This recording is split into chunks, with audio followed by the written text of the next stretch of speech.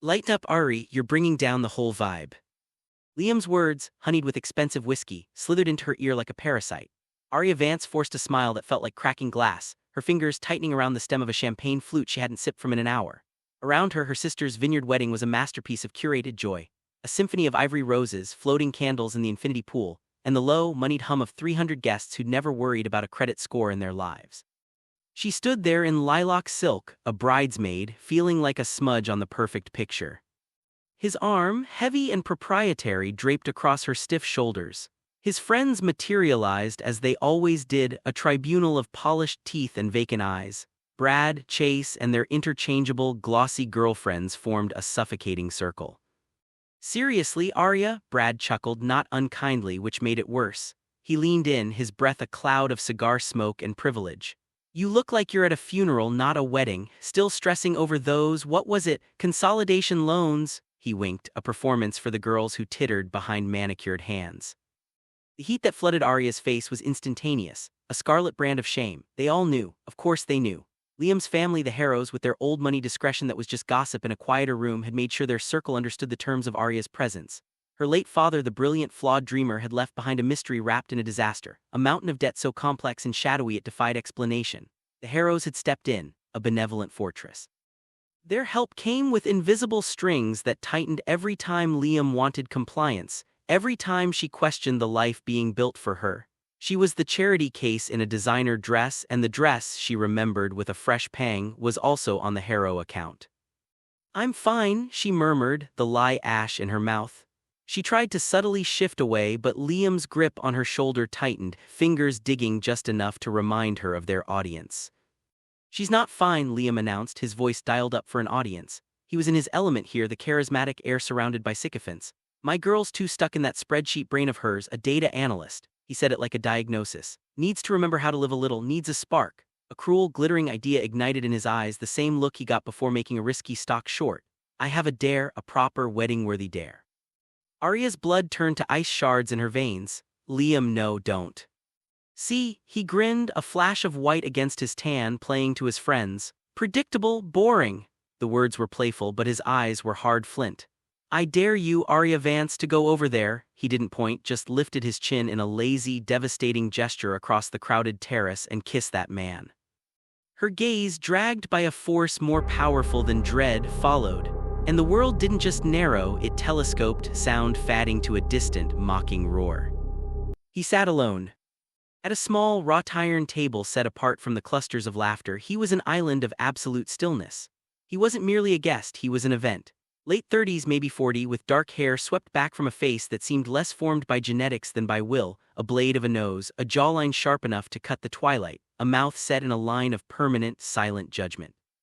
His suit was a testament to the kind of tailoring that didn't announce itself. It simply was a second skin of dark, liquid wool. He held no drink. He made no conversation. He was simply observing, pale blue eyes scanning the crowd with the detached, analytical focus of a surgeon or a sniper.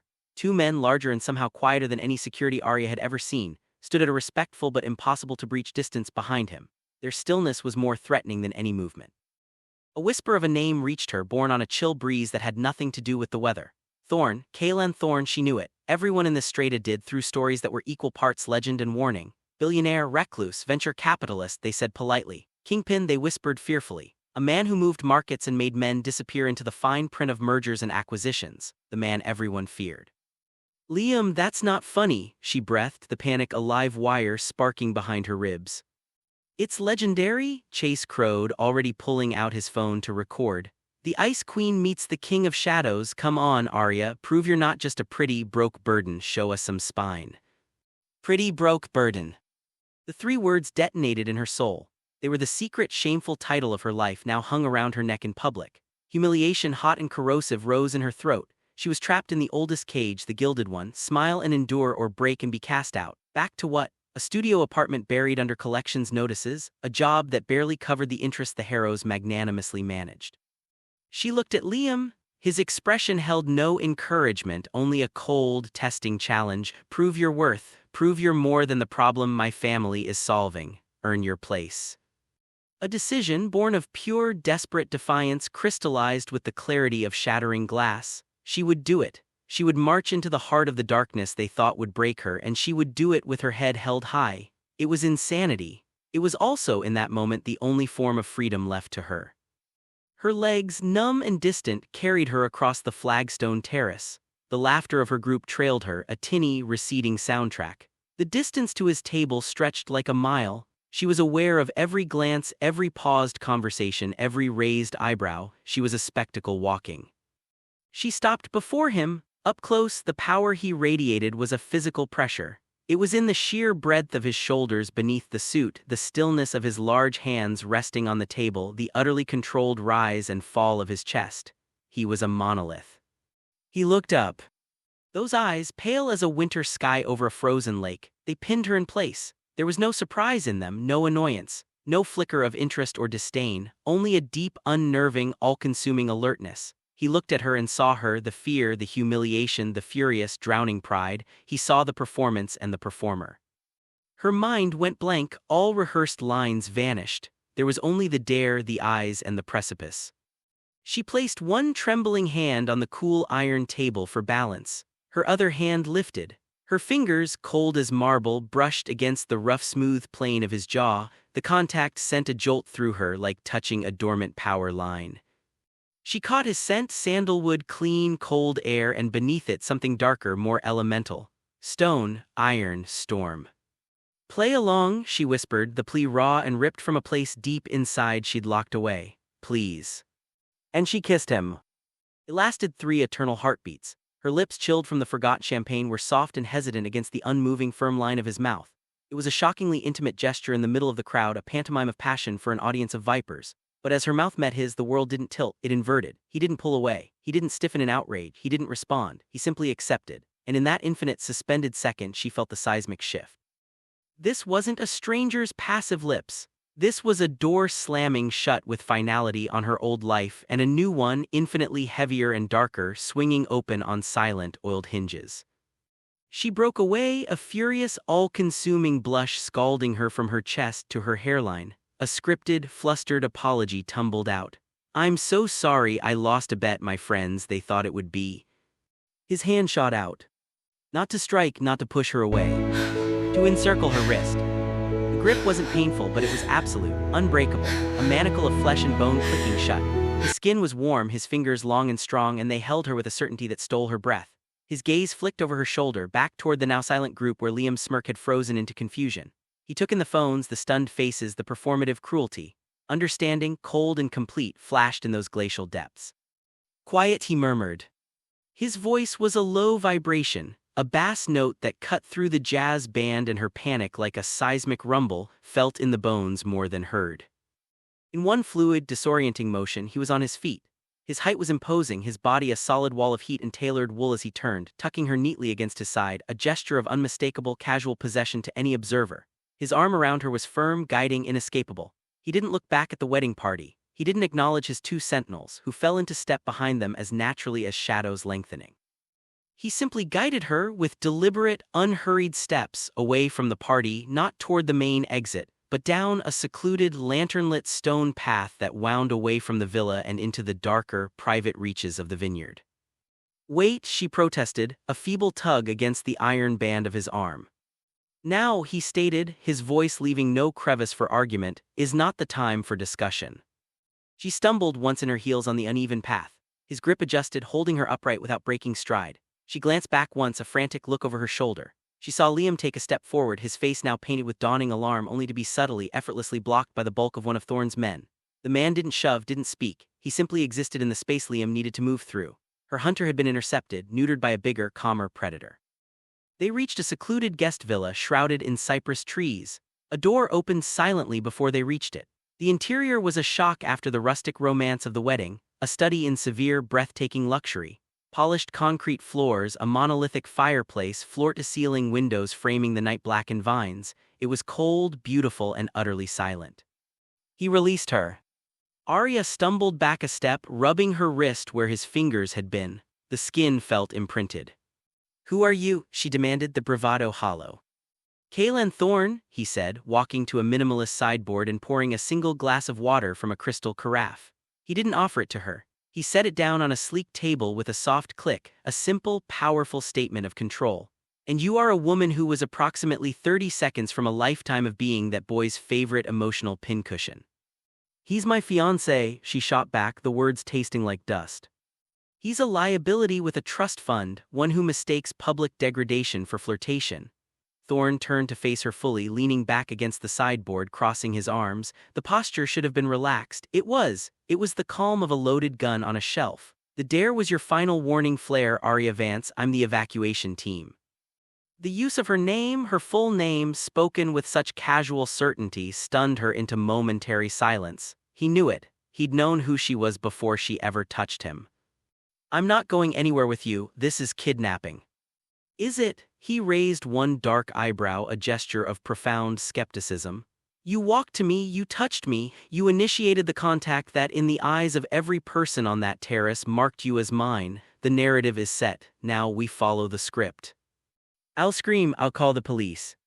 And say what? That a man you very publicly kissed is now giving you a private moment to collect yourself after your dramatic scene? His lips quirked, not in a smile but in a faint show of teeth. The police here are paid in part by my security firm's municipal contract. They will be polite and they will leave, and you will be alone with me once more, having burned your one useless bridge. He pushed off the sideboard. There is a bedroom down the hall, use it, we leave at dawn. You can't just decide. I can, he interrupted, his voice dropping into a quieter, more dangerous register that seemed to vibrate in the hollow of her chest. And I have. Your choices narrowed to a single viable path the moment you decided proving a point to those hyenas was worth your autonomy. You can walk the path with your eyes open, or I will carry you down it. The destination is the same. He turned his back on her, a dismissal more absolute than any locked door. Aria stood in the center of the magnificent, cold room, shaking not from the evening chill, but from a terror so deep it had passed into a strange, numb clarity. She had kissed the man everyone feared to win a stupid game. And now it seemed she had lost everything else. Dawn was a pale, reluctant smear of gray and pink over the mist-shrouded vineyards. Aria hadn't slept. She sat on the edge of a bed larger than her first apartment, staring at a piece of abstract art that probably cost more than her student loans, listening to the absolute silence of the villa. When the first week light filtered in, she found a set of clothes laid out on a low bench, soft black cashmere trousers, a simple ivory silk shell, leather flats so buttersoft they molded to her feet. All exquisitely made and perfectly unnervingly her size. The silent demonstration of his reach, the knowledge, the resources, the impersonal efficiency tightened the knot of dread in her stomach. She dressed mechanically. The clothes felt like a new, more expensive uniform. Thorne was in the main living area, speaking in low, rapid-fire French into a satellite phone. He finished the call as she entered, his eyes performing a swift, comprehensive scan of her from her tousled hair to the new shoes. It was an assessment devoid of warmth or appreciation, a quality check. Eat, he said, gesturing to a tray on the table, fresh fruit, pastries, coffee. We have a flight in 40 minutes. A flight to where? Somewhere you can breathe without a committee vote on your every expression. He poured himself coffee black and took a seat, watching her as one might watch a complex equation begin to solve itself. Your fiancé's family, the Harrows, owe me a considerable sum of money. A debt accrued through a series of spectacularly bad investments and even worse attempts to cover them. Last night, while you were fulfilling your part of their party entertainment, young Liam signed an amended repayment agreement. One of the clauses pertained to you. The coffee she hadn't yet touched turned to acid in her imagination. What does that mean? It means you were offered as a good faith gesture, collateral to buy a 60-day extension. I have accepted the collateral. He took a slow sip. Your engagement as a social and financial contract is null and void. You are now an asset under my management, a non-financial instrument with significant contingent liabilities. The clinical, financial terminology made it somehow more horrific. That's slavery. I'm not property you can trade. You are a liability Liam Harrow traded to protect his primary assets, his family's remaining capital and his own standing. The paperwork is legal, binding, and discreetly filed in jurisdictions that specialize in such arrangements. He set his cup down. You now have a choice. You can walk out that door, down that lane, and back to the wedding villa. You can explain to Liam and his parents that you've rejected the terms. You can embrace your freedom. He paused, letting the word hang poisoned. Or you can accept that the life you were trying to build on their terms is over. It ended with that kiss. A new one begins now, on my terms. He slid a sleek matte black phone across the polished wood. It was thin, cold, and looked like it could survive a war. Rule 1, you do not lie to me, ever, about anything no matter how small. Rule 2, you use this phone for everything. It is your lifeline, your library, and your leash. It cannot be tracked, cannot be tapped, and will only connect to numbers I approve. And if I refuse your terms, her voice was a whisper, then you choose the man who dared you over the man who took the dare seriously. He stood, his presence suddenly overwhelming the sunlit room. He didn't loom, he simply occupied space more completely than anyone she'd ever met. The car is outside, the plane is fueled, make your choice. Aria looked at the phone. It gleamed dully under the morning light, a tiny obsidian coffin for her old self. She thought of Liam's laughing eyes as he issued the dare. She thought of the word burden hanging in the fragrant wedding air. She thought of a future stretching out in a gilded hallway of similar humiliations, of grateful smiles expected for scraps of conditional approval. With a trembling hand that felt disconnected from her body, she picked up the phone. It was heavier than it looked. Thorne gave a single, slight nod, no triumph, no satisfaction, just acknowledgement. Wise, he turned and walked out the villa door. The jet was a whisper in the sky, a cocoon of cream leather, polished burl wood, and hushed, conditioned air. Thorne worked for the entire flight, his focus absolute, typing on a laptop or reading dense financial reports on a tablet. He didn't speak to her. He didn't offer explanations or reassurance. He had stated the new reality, and now he was living it, expecting her to catch up. Aria watched him, this man who had dismantled her life with the efficiency of a strategist removing a pawn. He wasn't mustache-twirling cruel. He was factual, dispassionate, like a surgeon statting the next step in a necessary, invasive procedure. The sheer normalcy of his concentration was more terrifying than any overt threat. They landed not at a major airport but on a private, windswept strip on a coastline she didn't recognize. Cliffs, gray sea, angry whitecaps, an armored SUV was waiting, another silent, efficient transfer. The estate wasn't a house, it was a statement carved into the cliffside. Modern, austere, all sharp angles, glass and weathered steel, it looked less like a home and more like the headquarters of a very discreet, very powerful nation-state. It was breathtaking and utterly cold. Men like Marcus moved through the halls. Marcus was Thorne's head of security, a man with a calm face, thoughtful eyes, and the physical presence of a retired glacier, immense, solid, and suggesting unimaginable latent power. He and the others treated her with a detached, polite caution as if she were a valuable but volatile artifact in their principal's collection. They answered direct questions with vague, polite non-answers. They anticipated needs she hadn't voiced. The invisible walls of her cage were impeccably maintained. Days blurred into a strange, tense rhythm. Thorne's world was a fortress of quiet, intimidating power. He left early, returned late, conducted his empire from a stark office with a wall of glass facing the tumultuous sea. Aria, left to wander the galleries of modern art in the silence, began to observe. From a distance she saw him on video calls. She witnessed one where a supplier in Shanghai who had tried to renege on a contract was financially eviscerated. Thorne never raised his voice. He cited clauses, referenced market shifts, and softly mentioned a competitor who would be delighted for the business. By the end of the call, the man on the screen was ashen. The threat was never physical, it was existential. This was a man who unmade worlds from behind a desk. Her defiance was her last tether to the person she'd been. It was fragile, but it was hers. She refused the exquisite meals prepared by the unseen chef. They were taken away and replaced at precise, maddening intervals with fresh ones. She cornered Marcus in the gym, asking pointed questions about the legality of Thorne's holdings, the source of his capital. Marcus had smiled, a surprisingly gentle expression on his rugged face. Mr. Thorne's business is complex, Miss Vance. His security is my business, your safety is now part of my business, the rest is above my clearance level. It was a dismissal wrapped in courtesy. The tension between her and Thorne was a constant, low hum in the beautiful house. It wasn't the fear of violence, it was the strain of his absolute, unspoken control and her desperate, flailing need to assert some semblance of self. One evening she found him in the library. A two-story room of dark wood and leather that felt like the inside of a mind. He was reading a biography of Catherine the Great. She hovered in the doorway. Why keep me? The question burst out, sharper than she intended.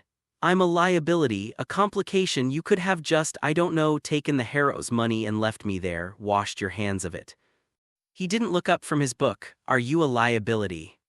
I don't know anything about your business, I can't help you, I'm just a piece of furniture you acquired.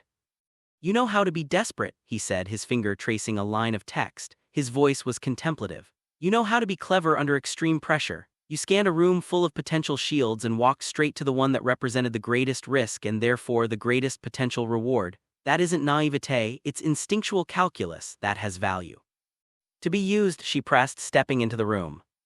Finally, he closed the book with a soft, definitive thump and looked at her. To be understood, he stood and she instinctively took a step back. He approached with that slow, predatory grace that made her heart hammer against her ribs. He didn't touch her, didn't crowd her, but his presence seemed to push the air from the room, making it hard to breathe. The woman on the terrace didn't freeze, she didn't weep, she didn't run to a girlfriend or hide in a bathroom. She assessed the battlefield, identified the strongest, most formidable fortification and bet her last shred of dignity on a single, reckless charge directly at it.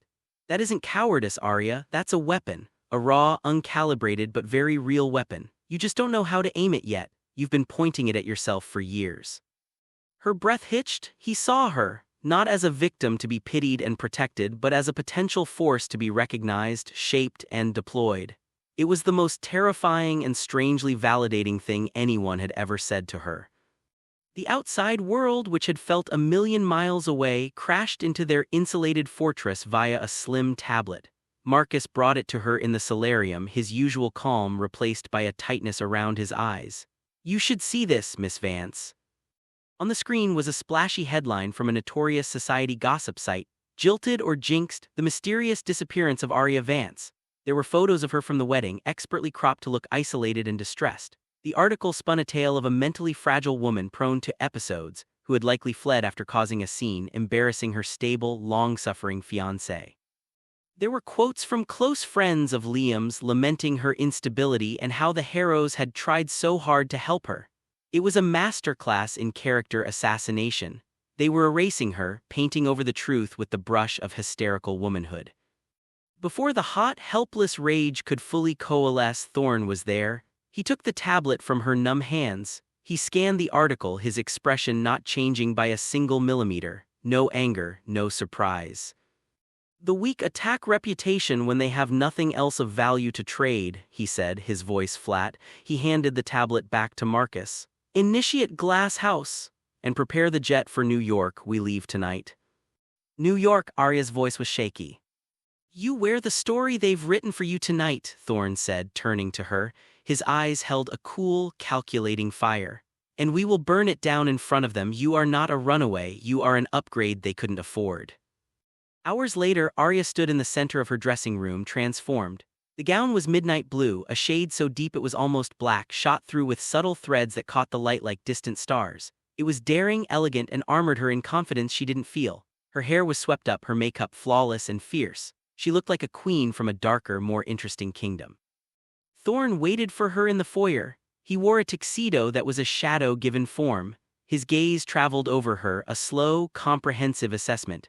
This time it wasn't detached. Something flickered in those pale eyes, a spark of approval, of possession of something hotter and more dangerous. "Adequate," he said, the single word somehow more potent than any flowery compliment. He offered his arm. The Harrow Capital annual gala was a cathedral of old money and new arrogance, held in the rotunda of a museum under a dome gilded with the ghosts of robber barons. The air was thick with champagne, ambition, and the quiet rustle of judgment. Aria, on Thorne's arm, felt the eyes like physical touches. The whispers began instantly, a hissing chorus that trailed them through the crowd. "That's her, the one who vanished with him, Thorne." They were a living scandal, and Thorne moved through it with the ease of a shark through water, untouched, unimpeded. Then she saw him. Liam holding court near a massive ice sculpture, his laugh too loud, his tuxedo just a shade too trendy. He saw her. His glass froze halfway to his lips. The smug confidence drained from his face, replaced by shock, then confusion, then a slow, burning fury that twisted his handsome features. Thorne guided her with unerring precision, cutting a path through the glittering throng until they stood directly before Liam and his father, a older, harder-edged version of Liam with cold, assessing eyes. "Liam," Thorne said, his voice was pleasant, conversational, and yet it silenced the immediate surroundings. "I believe you have something that belongs to me." Liam flushed, his bravado crumbling under the weight of Thorne's presence. "She's not yours, she's confused. We've been worried sick. The terms of your debt settlement, Addendum 7B, are quite clear." Thorne's voice never rose. He reached into his inner pocket and withdrew a single, crisp sheet of paper. He didn't hand it over. He let it fall, fluttering like a dying leaf, to land on the polished marble floor at Liam's patent leather shoes. The transfer of designated non-financial asset for goodwill consideration. Her signature, as you know, was not a requirement for execution. Yours was. He paused, letting the silence scream. You sold your fiancé to buy 60 days. The time is up. The principal plus the agreed-upon penalties for your recent media indiscretions is now payable in full. You have 48 hours. The air vanished from the little circle. Liam's father sputtered, a vein throbbing in his temple. Liam stared at Aria, his eyes wide with a mixture of horror and pure, undiluted venom. He looked at her not as a lost love but as a prized possession that had just been revealed as a live grenade. Aria looked back, and for the first time she felt no fear of him, no lingering affection. Only a cold, clean, sweeping pity. He was small, so very small. Thorne offered her his arm, as they turned to leave. Liam found his voice a desperate, cracked hiss meant only for them. Aria, you can't do this, you need us, you're nothing without us, you'll come crawling back. Thorne stopped, he didn't turn around. His voice, when it came, was softer than silk and sharper than a surgeon's scalpel, carrying just far enough. She was nothing with you, a reflection in a tarnished mirror. He finally glanced over his shoulder, his gaze a physical blow that made Liam flinch. Now she is everything I permit her to be, and I, he said, turning his eyes back to Aria, the intensity in them shifting into something that stole her breath, am feeling remarkably permissive. He led her away through the parted sea of stunned faces, out of the gilded cage of her past and into the uncertain, terrifying night of her future. The kiss had been a dare. The escape had been his design. What came next, for the first time, felt like it might just be her choice. Aria chose the darkest shadow in the room. She thought it was the end of a dare. She was wrong. It was the first move in a much bigger game. If you want more stories where danger and desire collide, subscribe. New tailies begin when you do.